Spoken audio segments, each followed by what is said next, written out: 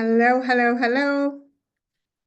If you are just joining us, come and say hi in the comments. I am super excited for this masterclass.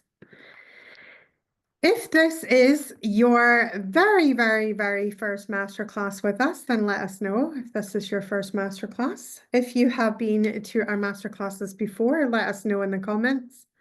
Come and say hi in the comments. Somebody called Phoenix here has got an absolutely stunning picture of the pyramids. I'm spotting that. So we've got Isaiah here from France. She's been here for before. Veronica, Carly, hello from Iowa. So come and let me know where you're from. Come and let me know if you've been to masterclass before. Come and let me know where you're at. So we've got Leanne here from Team Hunter. Wondering if we're all good today. So, oh my goodness, I am super, super excited to dive into today's masterclass. I've got some really, really amazing information for you. So while we're waiting for people to just hop on a little bit, and come and keep saying hi, and I'll go through everybody who is on the call. My hair looks gorgeous. Thank you, thank you. We had a little Christmas chop. Don't want to scare anyone, but the last time I cut my hair, big world events happened. Sometimes I just feel that urge to chop, and I did at the hairdresser. It wasn't planned. I just said, give it a good chop. But the last time I said that to a hairdresser, big stuff went down in the world. So I don't know. Maybe there's a Native American thing where they believe that your hair is like an antennae to the other world. So I wonder sometimes. So I got the Tower card today. Oh my goodness. Yes, that's suddenly this happened. Okay, so here is how today's masterclass is going to work. We are going to drop some amazing content today for you guys. And we're going to do all this on Zoom. It is recorded, so there will be a replay. And if for any reason I disappear, because sometimes the energy gets really big in these rooms, and if the energy gets big, sometimes tech fails us. If I do, I will be right back on this link. So I am going to dive into today's content. At the end, I will give you guys a little opportunity if you want to go further with us. We will talk about some amazing offers that we have at the moment as well. So please do not be like, oh my God, she's selling me something at the end, because at the end of the day, we are a business, but we want to give you the opportunity to come and learn from us as well. But we're going to dive in today into women, priestess, goddess is the topics. And I'm going to tell you a little bit about who I am before that. Let's have a look and see who's here. So we have got Raman from Canada, Lynn from Australia, Andrea's from Herefordshire. I always struggle with that one, Herefordshire. It's just too many letters in that one. We have got Phoenix from Greece with the picture of the pyramids. Nikki from Aberdeen. We've got Christine here from France. I think we had somebody else here. Yes, of course, we've got Isaiah from France as well. We've got South Africa, beautiful. We have got Cambridgeshire. We've got cold Ireland. Oh, it's a bit miserable in Scotland today as well. Good morning from in USA. Is that Michigan? I'm not sure. You can let me know. French but live in Germany, says Pauline. Greetings from Scotland, New York. I was just there last month. We got Australia and Aberdeenshire as well. Beautiful. Amazing. And a Huntley. So I channel a collective consciousness called Skylar, and Skylar are the unincarnated members of my soul tribe. So what does that mean? It means that currently they do not hold a physical form. They have lived, many of them have lived many, many, many human lives and incarnated on this planet again and again and again. They're in a state of energy called coalescence. So coalescence is what happens when many souls come together, form a oneness, which is how they form the collective consciousness. And then as they form that oneness, there's like a sharing of consciousness, and they get to see situations that they all play different roles in from many different angles all at once. And there is a massive sharing of wisdom. And when that coalescence is complete for a soul tribe, the world takes an evolutionary ascension jump. They take a jump and begin to ascend in consciousness, because as one of us ascends in consciousness, we all ascend in consciousness because we're all interconnected. And Skylar have, over the last many, many, many years that I have been working with Skylar, I channeled them for the first time publicly back in 2006. And it was not intentional to be channeling them back in 2006. I was stood in a Borders bookshop. Who remembers Borders? Let me know if you've loved Borders bookshops, because I used to love Borders, and I think they went the way of the dodo in the UK, but we loved a Borders bookshop. I was standing in a Borders bookshop, and I was giving a talk in 2006 on the law of attraction. And I was having a great time. And at the end of the talk, I opened up the floor for Q&A, and I said, guys, you can ask me anything. And so I opened up the floor for Q&A about the law of attraction.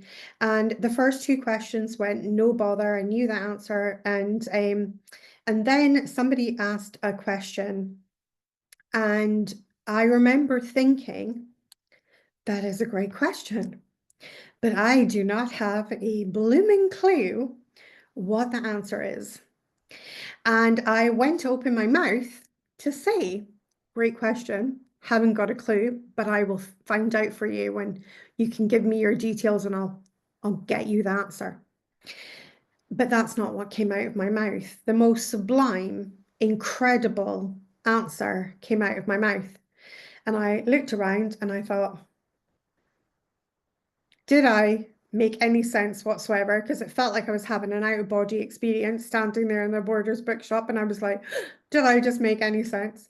And the person that I had been speaking to, a big tear ran down their face, and they had a huge lump in their throat. And I said, did that make sense? And I was kind of like a little bit like, oh my God, what the hell just happened? And she couldn't even speak because she was so emotional, and she just nodded. And afterwards, she came up and told me that it was like I spoke directly to her soul. And I thought, oh my goodness. And my brother was with us on that day, and he said, who knew you knew so much about the law of attraction? And I was like, well, I certainly didn't.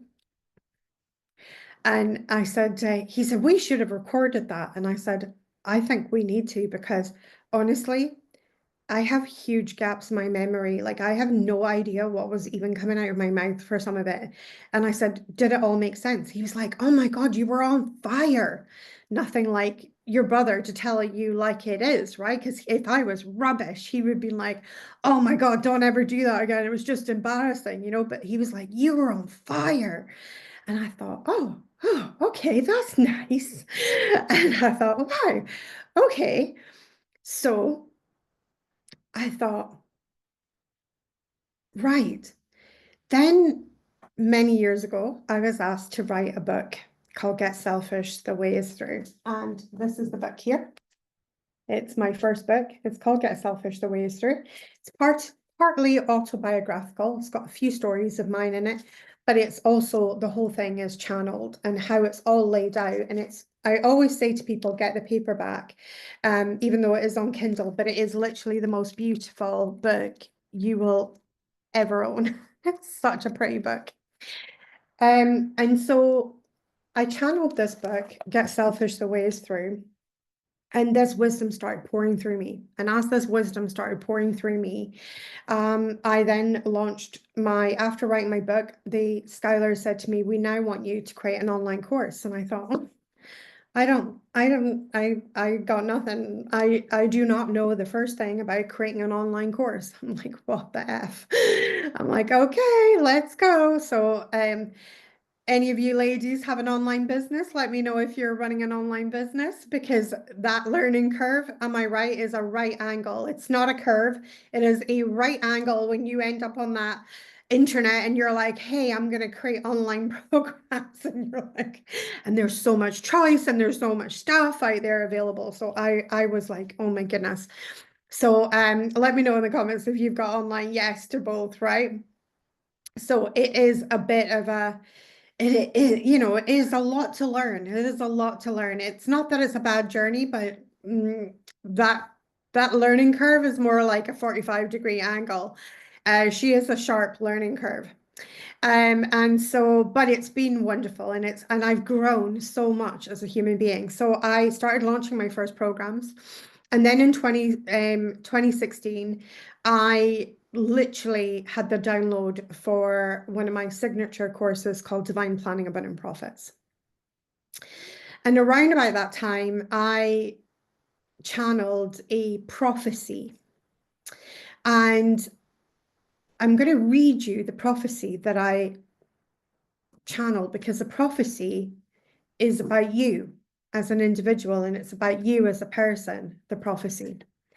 And so let me tell you the prophecy. So this is Skylar's prophecy.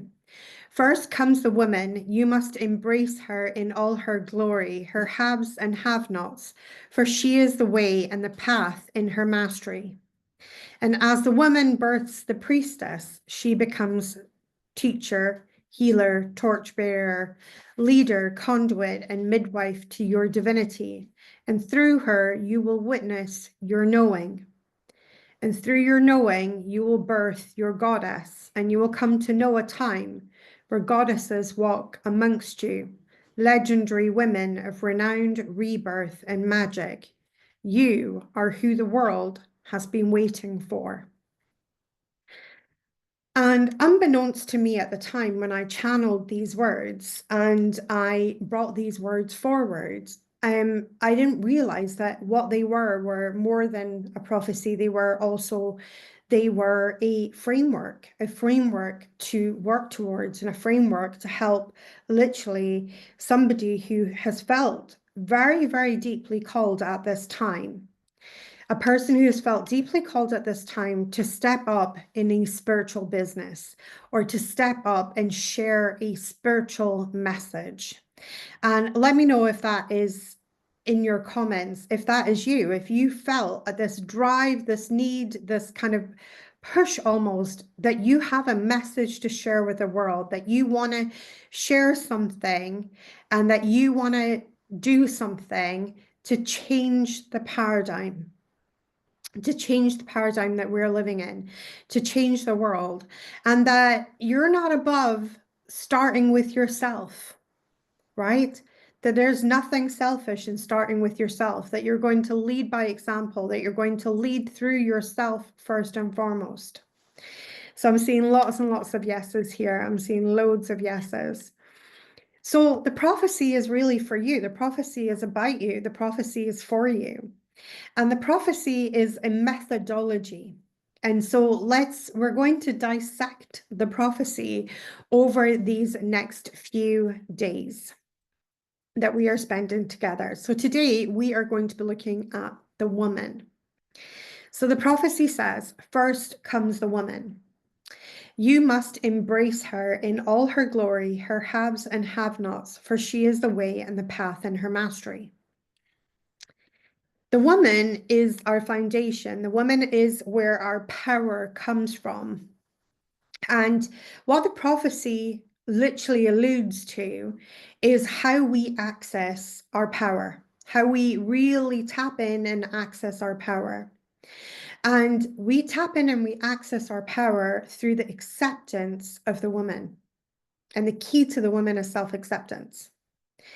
How many of you have struggled, and we're all friends here, but how many of you have struggled with your personal relationship?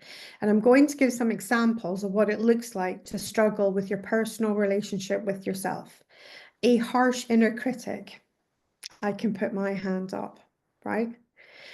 A second guessing and doubting yourself, I can put my hand up, right? Comparing yourself to other people and maybe telling yourself you're just a little bit shit compared to the other people. We've all done it, haven't we? We've all been there. We've all done that. So all of that is our self-relationship with ourselves.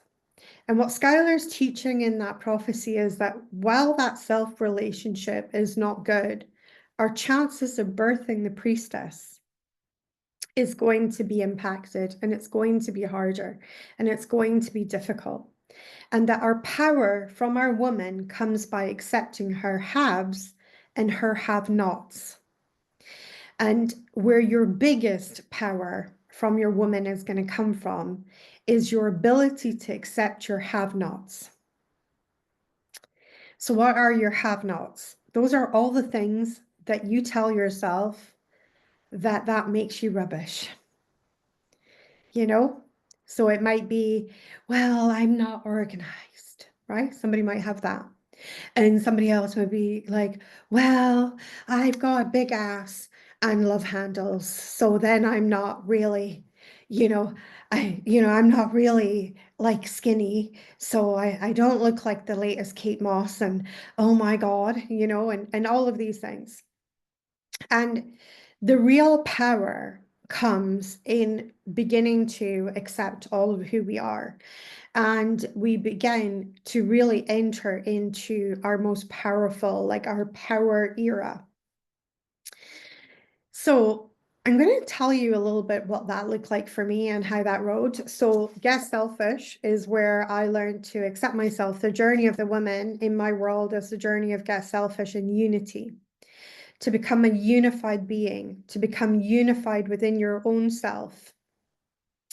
For me, what is the unity journey in my world? The unity journey in my world is where you get to this awesome place inside of you where every single person's like in the entire world becomes extra to your own. That the most important like that you can get in the world is from yourself. And that your own self-validation and your own self-approval is the queen within your own world, and that everybody else's like and everybody else's approval becomes extra and it is not necessary, right? So I want you just to take a moment to imagine what it'd be like to live your life where everybody else's like is extra, that the opinions of others do not impact you in the way that they're maybe currently impacting you, that you're in a place where, you know what, you're like, I like me, I feel good about me, I'm happy with my choices, I'm happy with my decisions. So your like is extra and your opinion is extra to my own, and I don't need it. Because many of us are living in what I call an energy deficit. And this is where we see this in the woman. And this is what an energy deficit looks like. An energy deficit looks like that you are seeking outer validation, that you are seeking outer opinion. So you're looking for the validation from someone else. You're hoping that somebody else will deliver the validation for you. So you're always like, you create your little online program or you create your thing and you're like, well, what do you think? What do you think? What do you think? And then if somebody tells you that your little program baby, your little ickle cutesy, sharp right angled learning curve thing that you have produced onto the internet is ugly, it's devastating because you're unable to hold the fullness of the vibration and the frequency that you created. Remember, you created that program. And if somebody else comes along and calls it ugly and you get impacted by that, you start to feel second guess. You start to be like, "Oh, maybe I should throw in the towel. Maybe I should get one of those JOBs. Maybe I'll never be able to leave my JOB." And we start to go into that panic mode. We go into that mode. What we've done is we've produced a vibration and frequency in the form of our online course, but we are unable to hold the vibration and frequency fully. Because the moment somebody came along and poked at it, our vibration and frequency went really, really wibbly wobbly. What unity is for me is when you get to a place where you've really sorted your inner shit out, and that it's a place where you're not really looking for the outer validation anymore. Like, sure, if you get it, you're like, nice.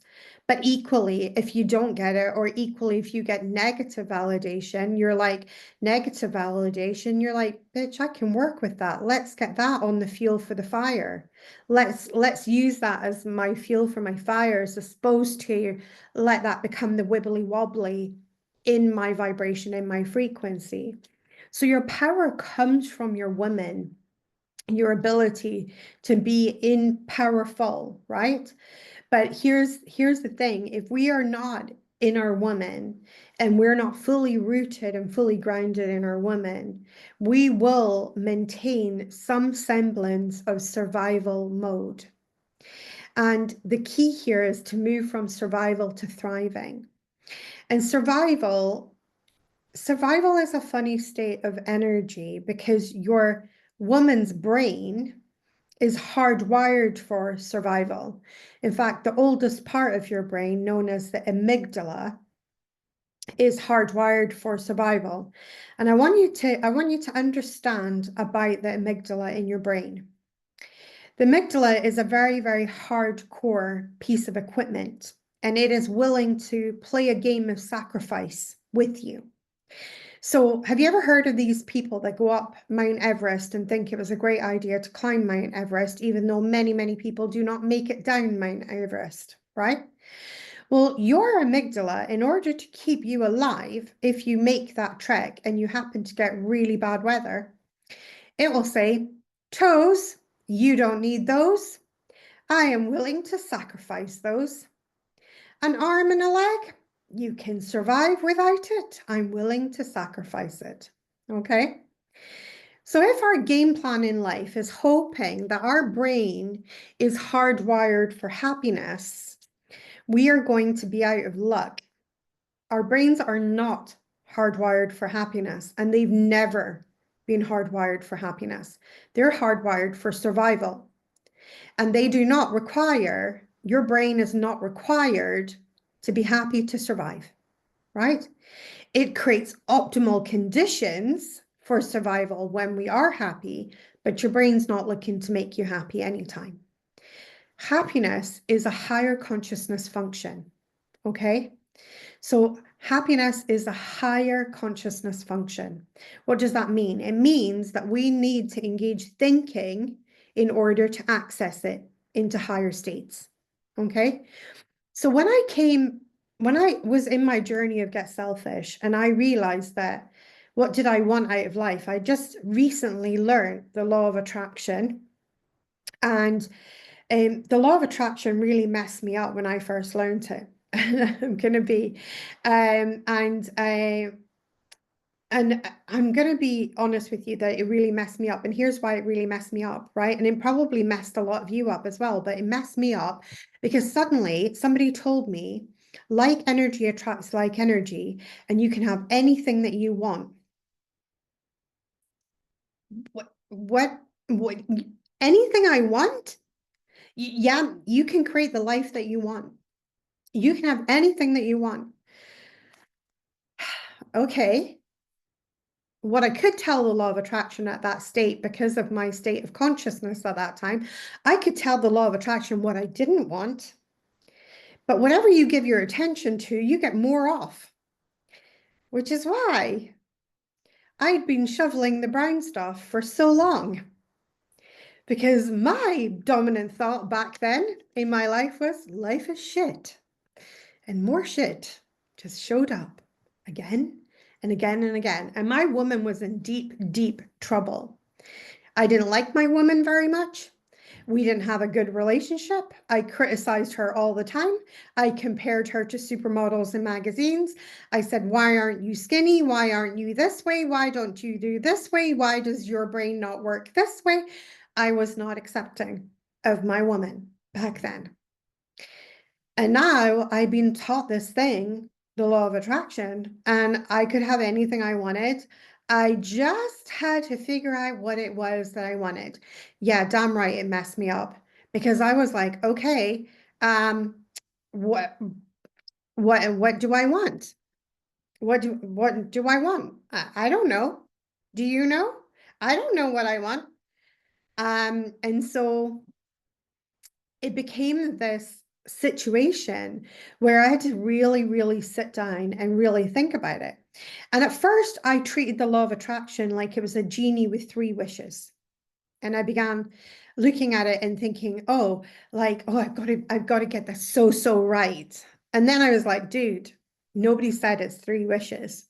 Like, have a word with yourself. Like, if you don't like something, you can order something else, and you can order something else, and you can order something else, and you can order something else, and you can order something else.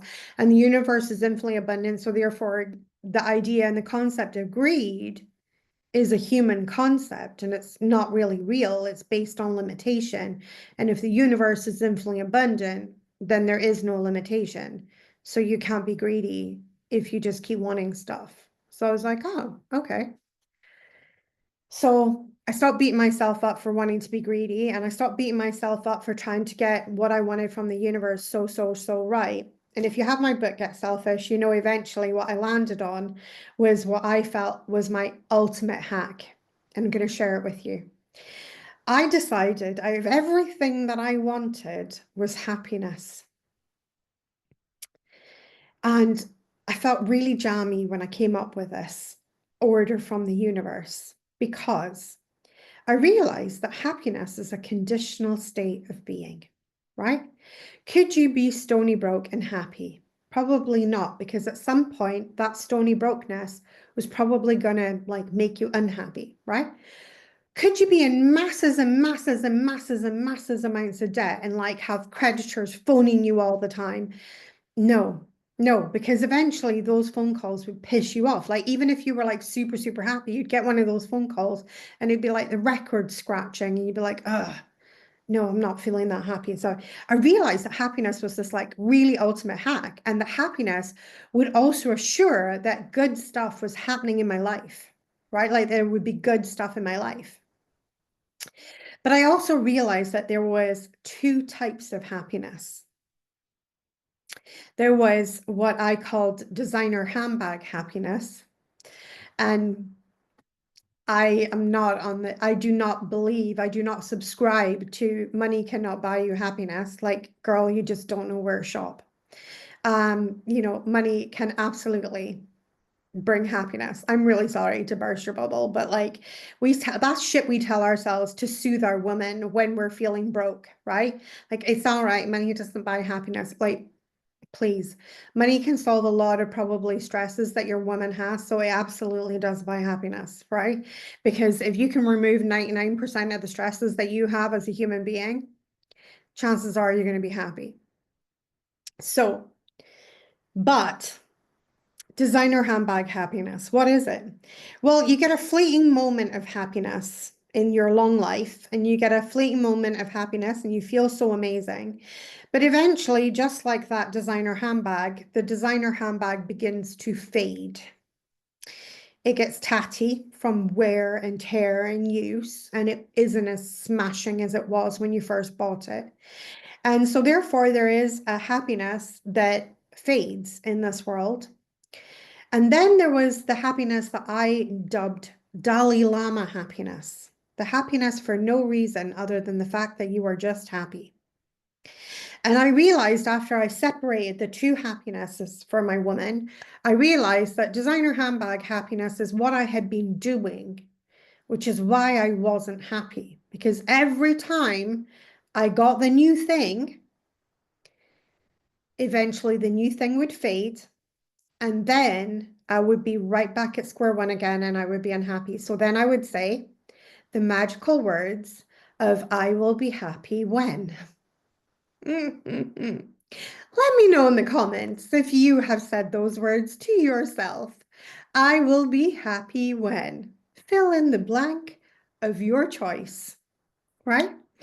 Now, what Skylar teaches is that I will be happy when is an ego trap. It traps you in a loop. Now, Skylar teaches that power comes in loops, right? And you can have all different types of loops of power, but an ego trap loop, literally, you're just going round in circles. You want the designer handbag, you say, I'll be happy when I have the designer handbag. Loop round you go, you get the designer handbag. Are you happier? No, because now there's a new designer handbag. So I'll be happy when. And then round you go, and round you go, and round you go. And before you know it, you're just going around in circles. The loops of power that you want is where the power is feeding you and literally building you and building you up and up and up. And that is Dalai Lama happiness. So what is Dalai Lama happiness?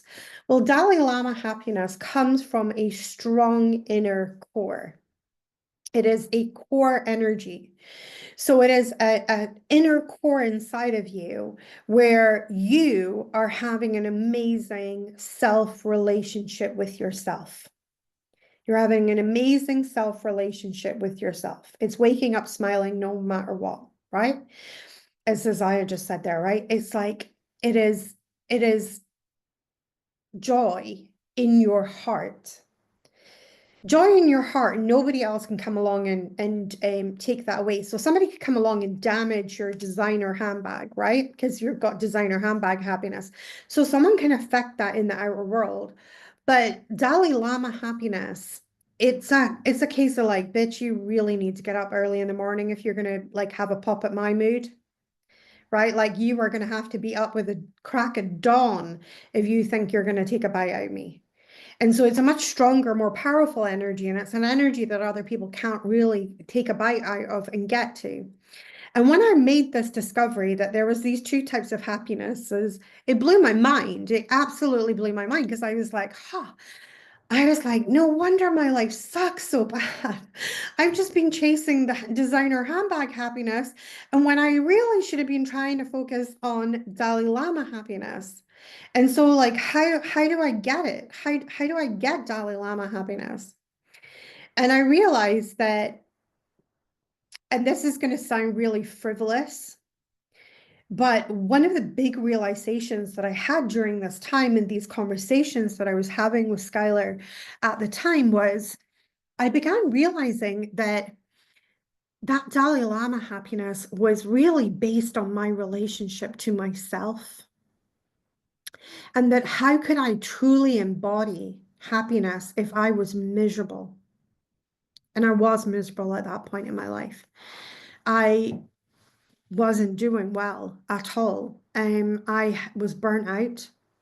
I had worked all the hours. I'd filled my house with so much stuff that, the magazine said, you need a designer kitchen. I'm like, okay, sure. And I worked hard and I did all the things. And I had climbed all the ladders that you were meant to climb. And I had done all of the things. And I looked at all of those things and they made me feel even crappier because society says, have all these things and you will be happy. And then I went out there and I did it and I still wasn't any happier. So what does that make you? A giant, big failure is what I felt. That's how I judged myself. I judged myself so harshly. And I was like, well, if everybody else says if you get all the stuff and you're happy and then you don't have it, like I must be doing it wrong. I must be the failure. I'm the problem. It's me. And I was right. I was the problem. It was me. But I wasn't right at the same time because the way that I was blaming myself wasn't right. And so when I started to go down this route of investigating Dalai Lama happiness, or what I had dubbed as Dalai Lama happiness, the happiness for no reason other than you're just happy, and I began to investigate that, I realized that it was not hinged on anything in the outer world. It was hinged on something in the inner world. And I began to go really, really inside. And it threw up a question, and this is the best question that you can ask your woman. What would it take for me to be a good custodian of myself? What would it take for me to be a good custodian of myself? And I want you just to pop your hand on your heart and just take a couple of deep breaths for me. What would it take to be a good custodian of myself? What would it take to be a good custodian of myself? It is a whole giant ass rabbit hole to dive into. And it is delicious and it is yummy when we start to investigate that question. So that was the question that I began investigating.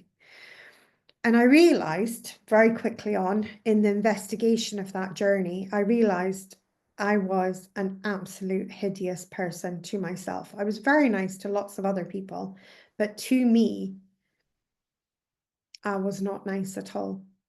I was critical. I never listened to myself. I lied to myself all the time. Yes, I'll finish at 5 o'clock. Guess who was still there at 7? I couldn't trust myself as far as I could throw myself. So there wasn't much chance of that. And I realized that my own relationship was the cornerstone of my own misery. And I set out to begin to change that relationship. And the journey in my world I went on is called Get Selfish. And then that journey morphed into unity. I came home to myself. It was a homecoming. It was a homecoming where I was glad to see myself. And it was a homecoming where I met myself with open arms and hugged myself like I'd never hugged myself before. And the question that underpinned this journey was, what would make me a good custodian of myself? You are an energy that the world has never seen before. You are an entity that the world has never seen before. You deserve love, care, and respect, starting with you. And so the first part of Skylar's prophecy is embrace your haves and your have-nots, right? Embrace both of them. The things that you have and the things that you've told yourself that you have not. Accept it, embrace it. So I began embracing, first of all, just tentatively, because we're all going to move in the energy of the law of increments. All energy moves in increments. So at first it was just a little increment at a time. But I realized that the journey of my woman was to begin to really listen to her. And because my law of attraction journey had come to a bit of a screeching halt with, what the fuck do I want? And realizing I had no idea what I wanted out of life. And that became a whole journey in itself, sitting down. And then I realized, like, you know what? If I just, like, I could say I wanted a house and I could say I wanted a car and I could say I wanted all this stuff, but like, if I say happiness, that happiness is a conditional state of being. And it's very hard sometimes to be happy with lots of miserable circumstances, right? It makes the job of happiness harder. I was like, if I just focus on becoming happier. So one of the things that I did in happiness was in focusing on the journey of happiness was it was easier for me in the beginning to identify that which made me unhappy. Okay. And this is, I'm going to share with you my hack for this. If you are like, hey, what would make you happy? And you're like, let me think about this. 5 days later, and you still haven't got an answer for yourself, start this way instead. Start from where you're at. What makes you unhappy? And I bet you get a big laundry list. I bet you'd be like, oh, I don't like this, and I don't like that, and that sucks complete ass, and oh my God, that is terrible. And like, please never, ever, ever, ever, ever, praise be to baby Jesus, do not let me repeat this one. And, you know, and we can create a big list. So here's what I want you to do. I want you to create a big list of everything that you don't want and everything that makes you unhappy, right? And once you got that list, you're going to get another piece of paper and you're going to address every single one of those things. Because if that is the polar opposite of what you want, the other side of that piece of information will contain what it is that you actually desire. It's a very simple exercise. But if you're stuck for like, what the hell do I want from this life of mine? But you know already and you have clarity around what you don't want, it doesn't matter whether you know what you want or whether you know what you don't want, because either will give you a starting point. So if you're not in the privileged place of knowing what it is that you want, go to the place that you're at, which is knowing what you don't want, list all the things, and then address them. What would be the opposite of that? So that's what I did. I sat down, a big journal, big piece of paper, and I started realizing like, I want this, and I would like this, and I would like this. And I began to really, really look at what it was that I truly, truly wanted for myself. And after I went through all of that, I realized that I really wanted to be happy. And I wanted to wake up in the morning and feel a spring in my step. And I wanted to feel good about myself. And I wanted to feel good about life. And I wanted to have a quality of life. Like I wanted to live, because I felt a lot of the time I was living to exist. And let me know in the comments if you know what that feels like, living to exist. You've been in that, like you're just going through the motions of life. And you're just, and what I felt at that time in my life was I was literally just moving from one drama to the next drama to the next drama to the next drama. And I had so much drama in my life. And that was one of the things that went on. I don't want drama. That was on that side of the list. So what was the opposite of that? And that got me really thinking. It got me thinking, well, actually, I would really like to have like ease, joy, and flow and a relaxed state of being and be relaxed. And I knew that if I had lots of drama, the chances of me being relaxed was zero. But I knew that if I had no drama, I'd probably feel very relaxed in life. So it was giving me some really, really powerful information from my women. The key to embracing my woman and really releasing the power that was inside my woman and releasing that power so that she could become the priestess. And that is, as the woman births the priestess, she becomes teacher, healer, torchbearer, leader, conduit, and midwife to your divinity. And through her, you will witness your knowing. And so as I started to really embrace my woman and really embrace those things, my levels of happiness began to rise and my power levels began to rise. What I was fit for began to rise. And I realized that giving my opinion to other people all the time or seeking other people's opinion all the time was draining. It was like really draining, because before I had just constantly been looking for validation. And of course, the minute you don't get it, you're disappointed. Well, what are your chances? And this is a very important question. What are your chances of controlling the outer world? What are your chances of controlling the outer world? How much control do you have over that thing, right? Depending on where you are with your ego, some of you might still be in the place of like, yeah, I'm trying really hard to control that thing called the outer world, but many of you have reached a level of consciousness where you realize you would have zero control in the outer world. Like the outer world, she's going to do what she's going to do. And if your outer world has a direct correlation to your inner world always, so therefore whatever goes down in the outer world shapes how you feel in the inner world always, you are going to be in the state of energy that I call dance monkey dance. You're going to be dancing to the outer world constantly. You're going to be dancing constantly to that outer world, right? So it's dance monkey dance. And if you decide to take where you get your power from and you stop getting your power from the outer world and you connect to the inner world, you are going to power up.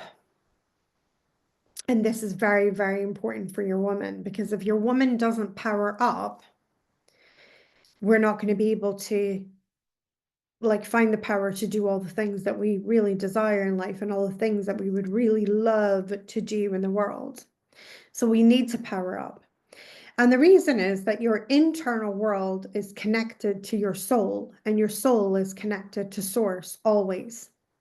So while you were busy looking in the outer world for your power, for your validation, for your worth, for your self-esteem, for any of those things that start with self, and you're looking in that outer world, always in that outer world, then in your inner world, then you're always going to be left wanting in your inner world, because you cannot control the outer world. But the world that you can control is your inner world. And that inner world will give you power, because as you accept your woman and you move into deep acceptance, you choose to start to become a good custodian of her. And I hope I can get this message of the woman to land with you, becoming a good custodian. I wish that you could all see yourselves through the eyes of Skylar. Here's what Skylar teaches me about each and every one of you, including myself, is that you are a light that the universe has only sought to ever make once. And that the universe placed that light at this time and in this junction in space and time on this planet. And that you are unique. And that you are woven into a tapestry called life that is such a perfect making of a tapestry. That you are not broken, that you are not faulty, that your haves and your have-nots is the perfection of your thread that enters the tapestry that is life. And that at this time, the tapestry needed your thread just as it is. It didn't need that thread in another tone or color, didn't need that thread in another thickness or any other thing that we might have told ourselves about our woman.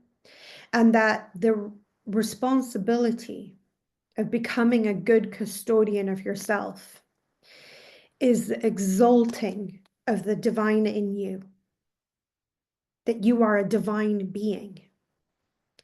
And that by saying, I'm going to take care of this, I'm going to look after this, I am going to create the conditions around me that will make and give me the opportunity to be the best version of this, because I love it. Because in this, I see the divine. I am divine.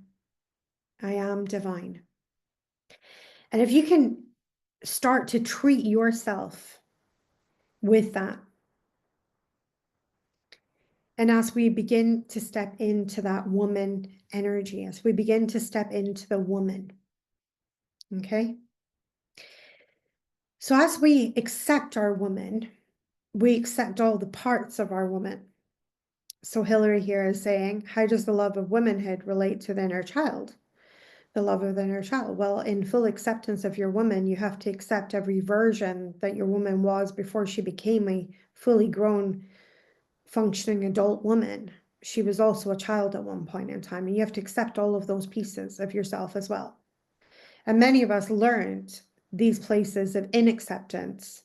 We learned them in childhood. In childhood, we learned we weren't good enough. We learned that we weren't like others. We weren't this way. Maybe people told us, I heard growing up, you're too much, right? You're too loud, Joanna. You're too loud. Oh, you've always got an opinion, Joanna. I learned all of these things, all of these judgments from other people. And at some point, I took them on board. And it wasn't those people anymore saying them, it was me saying them to myself. And so when I went on to this journey of being a good custodian of myself And I went on this journey of really loving and accepting myself of who I really was. As I went on this beautiful journey, I began uncoupling and unhooking all of the energy. And in 2016, I went to this beautiful island of Bali, and something really weird happened to me. Many weird things happened to me on that island. But on that island, I went through a ceremony with the high priestess on the island of Bali. And she poured buckets and buckets and buckets of water over me while she chanted ancient Sanskrit chants over me.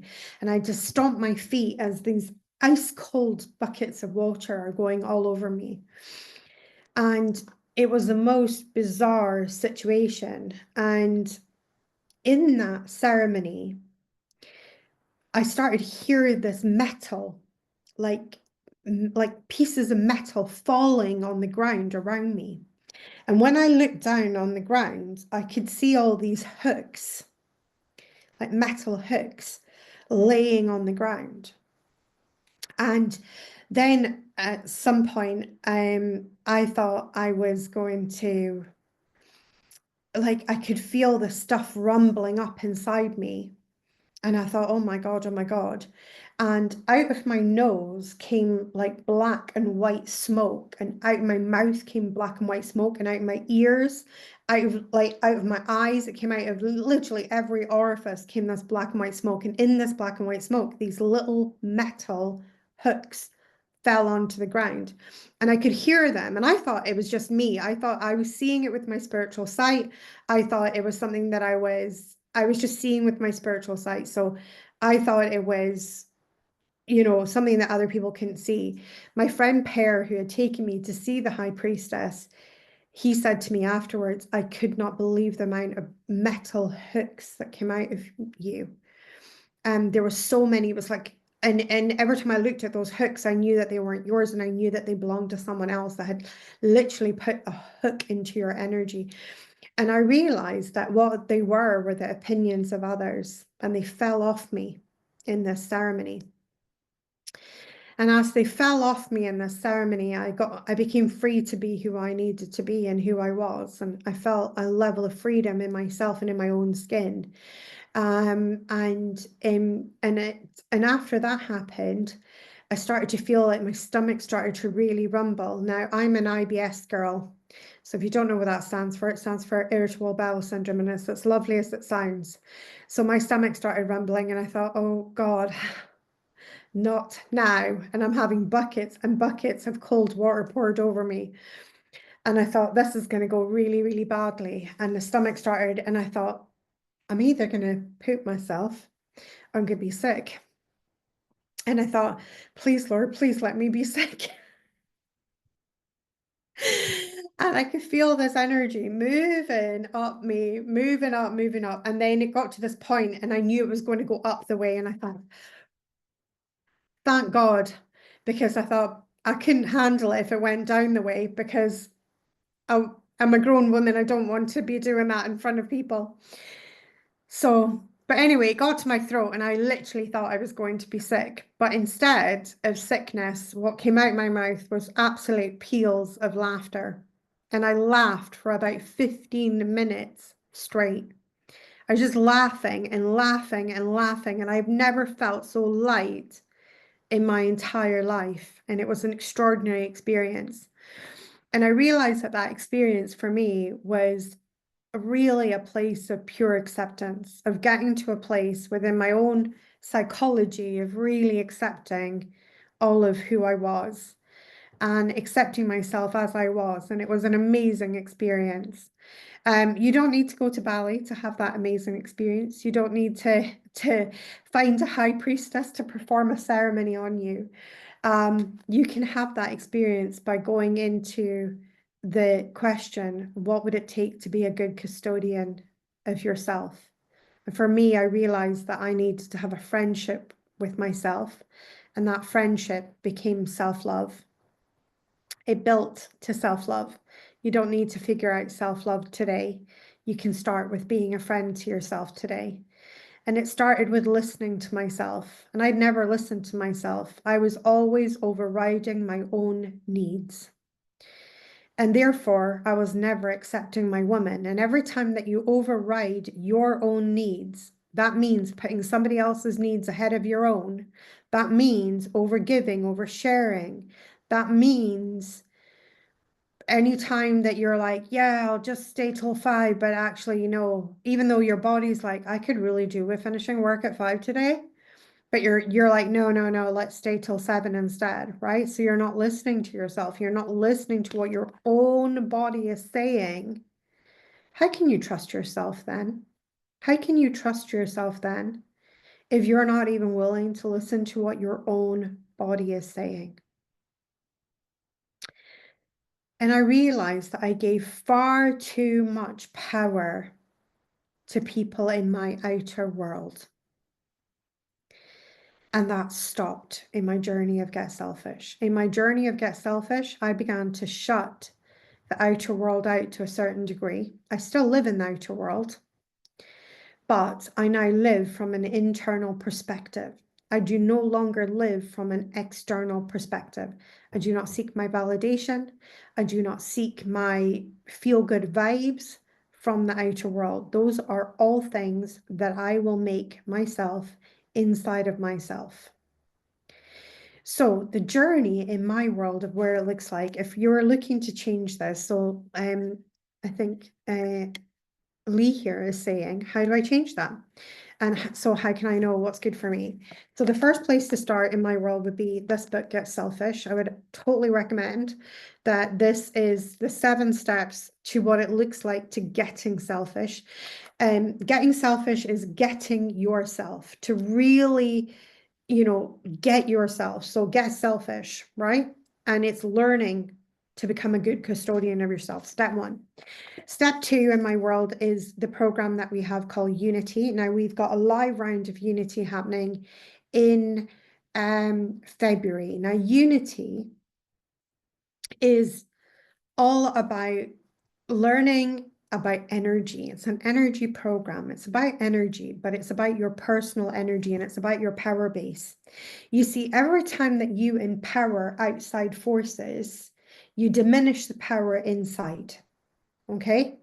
So when you are very, very unhealed on the inside, everything in the outside world is an ouch. Okay? Everything in the outside world is an ouch. Okay? So I know some of you here have been on a healing journey, and as I is saying, Unity 2025 is my Unity year, right? But when you start going on the journey of healing, at the beginning of that journey, everybody and their aunt and their dog can offend you. You are so easily offended. You are like a raw wound walking through life, and people can get at you and they say something or they look at you funny and you take it personally. And you think, what the fuck? And you get all like your feathers all start to fluff up and you get all like this very easily. And in my world, we call that state a triggered response. You get triggered very easily. And if you are a person that finds yourself triggered a lot, aka there's a lot of people out there pushing your buttons and you're getting annoyed a lot of the time, it indicates that there is healing to be done with your self-relationship. And it indicates that your power is coming in. All power comes in. If you imagine, all power comes in from your crown chakra. All power comes in, and then it's where it's distributed that makes the difference, whether you are going to be powerful in your life or you are going to be lacking power in your life. When the energy comes in and it's distributed out the way, aka to the outer world, because we've empowered the outer world, we become less powerful in our daily life. And when we are in the state of energy that I call dance monkey dance, which is what my state of energy was. So I had a very verbally abusive father growing up. And it meant I had a lot of unhealed wounds because there was a lot of aligning with stuff that he had said. He told me I wasn't good enough. And I heard it often enough, and eventually I thought, well, maybe I'm not good enough. Maybe that's the truth. Maybe the truth is I'm not that great. And, but when the truth is that you are a divine being, and it didn't matter what anybody said to you in your childhood or in your teen years or in your adulthood or whatever you've been through, none of it really matters, because the truth is, and the truth that you cannot get away from, is that you are a divine being, and that the powers that be chose this time and this place for your incarnation, and chose this time and this place for you to be here. And therefore you matter because you were born. And therefore you matter because you are here. And therefore you are worthy because, for no other reason than you are here. And so all of that BS that you learned when you were younger, all that stuff is just that. It's just BS. And that's why it feels so terrible, because it's your own energy field reacting to a falsehood. That's why it feels terrible inside. That's why it feels terrible inside. So really beginning to heal, and the journey of the woman is get selfish in unity. That is the journey of the woman. When you have fully embraced your woman, what you will have is a very, very solid power base on which to build your temple. What is your temple? Well, your temple is a metaphor for your message and for your ministry and for your business. It is a metaphor for your business. And it is the priestess. Now, Schuyler tells us who the priestess is, the archetype of the priestess. As the woman births the priestess, she becomes teacher, healer, torchbearer, leader, conduit, and midwife to your divinity. So as your woman comes first. You must embrace her in all her glory, all of it, because how it appears in you is divine. Her haves and her have-nots. If you are rubbish at something, love it, accept it, move on, because you were never ever meant to do that thing that you are rubbish at, right? You have got so many other gifts that you're not even exploring. You must embrace her in all her glory, her haves and her have-nots, for she is the way, the path in her mastery. The way of your woman is through that energy, and that's how you get to your soul self. That's how you get to your higher self. That's how you get to source, through yourself. It was never ever to be found in the outer world. It was never ever there. And so in my world, the journey that we offer is a complete journey through Woman, Priestess, Goddess. And we offer that through the Be Magic Academy, where all of Schuyler's teachings are there. And the journey of the teaching starts with another framework. So we have Woman, Priestess, Goddess. And the framework that we take our Woman, Priestess, Goddess through is called Unity. And it is the self, the soul, service, and source. And each of those are 4 pillars, and they're pillars. That means that there's not a pillar that's more important than the other pillar, right? But it all starts with your woman. And if your woman is not a strong foundation, because we are beating her up every single day, we're going there and we're beating her up, and every single day we're at her, and every single day we're scratching at her, we're going to struggle to build the temple. We're going to struggle to build the business. We're going to struggle to build anything on top of that woman, to elevate that woman, because the relationship between you and you, she's funky and she isn't stable. But when that relationship is stable and you've got into a state of consciousness that we call unity, where everybody else is like and the world becomes extra, it is a beautiful place of, it is the valley of the zero fucks. It is a beautiful, beautiful place where really you just look at the way other people behave and the way people behave towards you, and you no longer are in a place where your immediate response is to take that personally. You're just like, you know what? I'm just not open and available for that today. And it is such a glorious, glorious place. In Unity, what we teach you is we teach you how to navigate your triggers. We teach you to begin the foundations of healing, to begin healing yourself at a deep inner level. We begin to heal your self-relationship by looking at every single place that you give your power out. Where are all the different places that you give your power out? And then we begin to shut those places down, because that is why you're hemorrhaging energy. That is why you're exhausted. That is why you don't have the energy for your business sometimes, because you're trying to build your business from an unsteady foundation, because your woman is still in a place of lack. She's still in a place of lack consciousness, and she's still in a place of where she's looking outside of herself instead of looking inside of herself. When you come into the unity with yourself, you come into harmony with yourself, you can begin to build something much, much stronger. And you begin to access levels of power that you never, ever, ever thought possible. I had two little me stories that belonged to my woman. They were my favorite flavor of Poor Little Me. Story number one went like this. Poor little me, it's all on me. I have to do it all myself. Right? Story number two.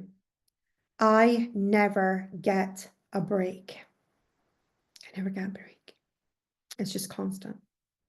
I never get a break. Poor little me, I never get a break. It's just constant.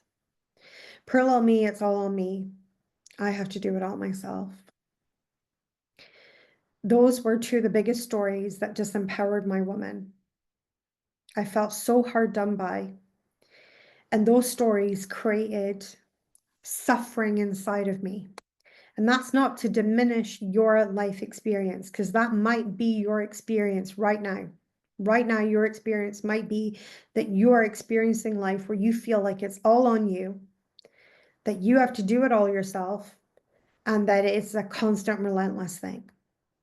But here's the real wheel in all of that.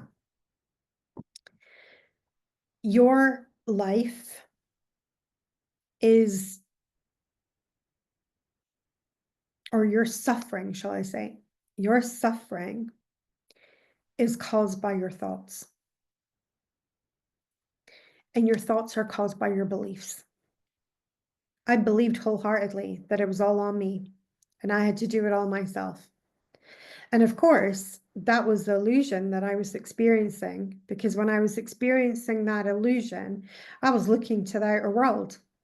And could I find anyone in the outer world, even though I was married, even though I had family, even though I had lots and lots of other people that I tried very, very hard to control, by the way? I mean, if these people could just do what they were told, or just do what intentions I held, my life would be so much easier. It would be so much simpler for my woman, right? And of course, you all know how that story goes. You've probably lived that story. You've probably all felt frustrated at family members at some point in your life, right? Through your lack of ability to control them, right?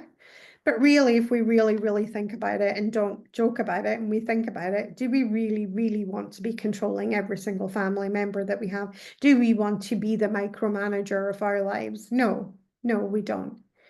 But the one place that we can control the energy 100% of the time is the inner world, the internal world. And so when I stopped powering the outer world, I started empowering my inner world, and voila, I achieved control. And because I achieved control, I got to say whether I got to be happy or not, because now I could control that. And I did. And it is exactly the same with everything. I did the same thing with my abundance. I did the same thing with my health. I have healed my body from multiple organ failure. I have healed myself from being 120,000 of your finest UK pounds in debt to having no debt, bar my mortgage, and living debt-free. I have healed my financial situation to the point of living on welfare to in 6 years crossing $1 million for one calendar year in my business. It has been an amazing, amazing journey, and all of it has come and all of it was built on the foundation of my woman by embracing her fully. I stopped apologizing for who she is. And so if you take one thing away from today's lesson on the woman, it is, please, for the love of all that is holy, stop apologizing for your woman and do us all a favor and embrace the glory of her, because at this time, she is what the world needs right now, just as you are. And if you are carrying some extra love handles and you got a big butt or whatever, the world needed you just like that, just as you are right now. Didn't need you any other way, in any other shape. Because if it needed you in that other way, another shape, you would be that other way and you would be that other shape. But you are not. You are who you are today. Accept it, embrace it, love it. Don't hold it back from us. The world needs you. It needs you to discover the glory of who you are, because when you discover the glory of who you are, you will birth your priestess and your message will become more potent than ever. Tomorrow, we're going to dive into the energy and the vibration and frequency of the priestess. She is our temple builder. She builds the temple for us. My priestess is why I'm here in front of you today, why I've enrolled over 10,000 students across 56 countries, and how I've touched thousands and thousands of lives. But my priestess would be nothing without my woman to create the foundation to be able to do the great work that I do today. Your priestess is nothing without your woman. When your woman is stabilized, you will make choices that you won't plague yourself with self-doubt, whether it was the right choice or not the right choice, because your woman is healed and she is supporting your priestess, supporting the choices that you make, supporting the journey that you're on. The first part of the journey, the woman, is get selfish and unity in my world, the self. The priestess has two areas, the soul and service, soul service. And we're going to talk about that tomorrow. I hope that you've really, really enjoyed today's masterclass. Leanne is going to pop a link in for the Be Magic Academy. The Be Magic Academy is the complete teachings of Skylar. They have the 4 main courses that we have channeled, plus a bunch of other channeled teachings are in there as well. I hope that you've really, really understood the power that lays in your woman. I hope you can feel excited about how powerful she really is. It's just that that power has been coming in and it's been siphoned out somewhere else. It's time to get greedy. It's time to get selfish and bring that power in for you so that you can fill up and become that beacon of light that you came here to be. We have got an entire paradigm to change. We have got an entire paradigm to change. We have come to transition this world out of 3D consciousness and move it into 5th dimensional consciousness. That is not a let's take the weekend off. That is everyone on their A game job. Everyone in love, everyone loving who they are so that we can be the fullness of what we are. I hope that you can get excited about this prophecy that Skylar has sent us all. And that for me, this prophecy is everything. This prophecy is the very greatness of the work that I do in helping you to realize woman, priestess, goddess through you. And I see already in my world, the goddesses being birthed in my world. I see these extraordinary women of renown. I see them as they rise and they elevate. They become Amazon bestsellers. They create amazing life-changing programs that I see their comments that they get from their audience that says, "You changed my life." It is epic and it is wonderful and it is amazing. That is what it means to be woman, priestess, goddess. To fill yourself up so you are so full of yourself that your light can be seen for miles and miles and miles. So tomorrow, we dive into the archetype of the priestess. We learn what she's all about, and we learn how she is the place that we need to be building our business from. We are not here to build our business from the woman. Our woman is our foundation. The priestess is the temple builder, and we'll learn all about her tomorrow. And then the final day of this masterclass, we are going to dive into the goddess. Thank you so much for joining me. If you have any inquiries about any of the programs that we've talked about, all you need to do is reach out to Team Hunter or myself. You can shoot us a little DM and we will be happy to help you. And I will speak to you guys soon. Bye now.